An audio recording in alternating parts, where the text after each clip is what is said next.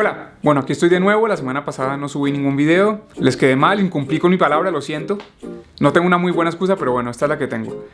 Cuando estuvimos viajando en agosto, en ese mismo viaje en el que un día terminamos limpiando las ventanas de un tren en Portugal con Marcelo y otros amigos, si quieren ver el video es el segundo de esta serie. En ese mismo viaje venía una amiga que es una ilustradora genial, si la quieren seguir es maria.gomez.ilustradora.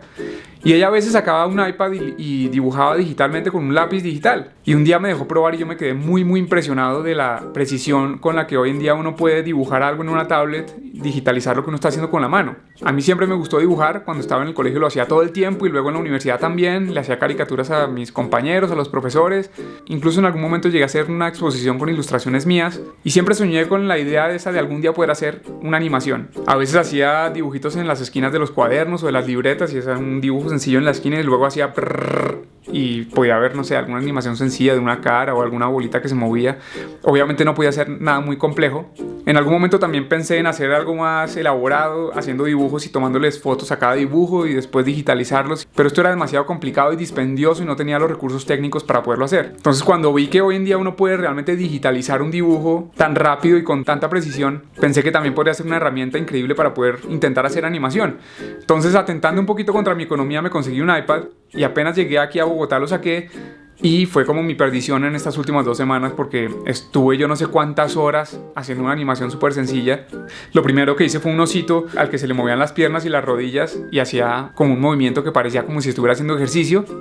Después empecé como a entusiasmarme y hice otra vez el oso, pero con mucho más detalles, como pelitos, sombras, y lo puse a hacer el mismo movimiento pero con más posiciones en los brazos y las rodillas. Después seguí haciendo como que el osito siguiera haciendo ejercicio y en algún momento le empecé a pintar gotas de sudor y cada vez más gotas y eventualmente el osito se terminaba como medio ahogando en su propio sudor. Después le pinté un paisaje y bueno, la verdad es que me pasé horas interminables porque a pesar de que la tecnología hace que esto hoy en día sea posible, pero aún así me tocaba dibujar cada cuadro y cada gotita y cada sombra y el paisaje. Bueno, me demoré muchísimo tiempo, pero lo disfruté un montón y quedé con una animación que me gusta mucho. Es muy sencilla, dura 40 segundos.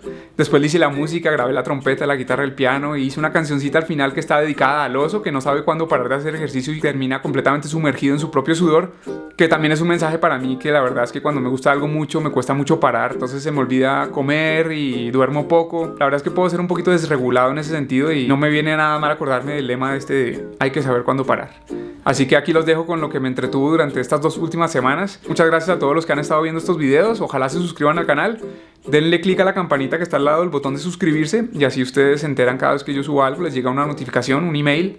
Y bueno, aquí los dejo con las aventuras de Obsesivosito y para todos los que sean obsesivos como yo, acuérdense que hay que saber cuándo parar. Y bueno, nos vemos la semana que viene. Yo me comprometo a seguir haciendo esto semanalmente y haré lo posible para no volverme a atrasar en el calendario.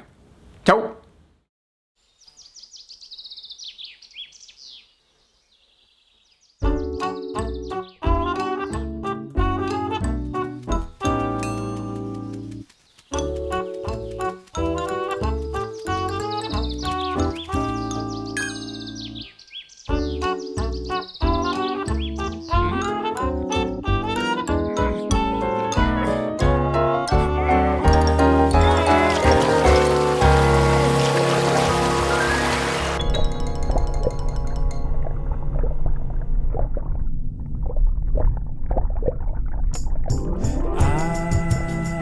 Saber cuándo parar, hay que saber parar, hay que saber cuándo parar, hay que saber parar, hay que saber cuándo parar, hay que saber parar, hay que saber cuándo parar.